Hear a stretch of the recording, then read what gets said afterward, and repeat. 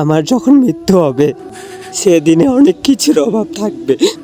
সেদিন আমার নিঃশেষ হয়ে যাওয়া নিঃশ্বাসগুলো কারো কানে আর পৌঁছাবে না। সেদিন আমি আর কাউকে বারবার লিখবো না ভালো থেকো, কারণ আমি নিজেই থাকবো না।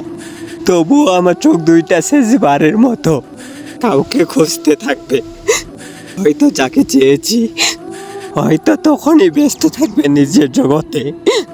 আমার লাশটা যখন কাফনে মোড়ানো হবে তখন হয়তো অনেক অভাব থাকবে।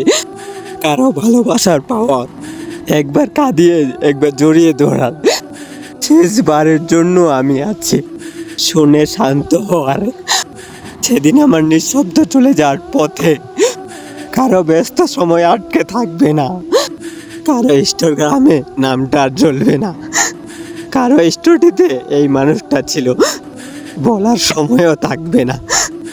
আজ থেকে আমাদের সমাপ্ত করলো ভালোবাসার যুক্তি।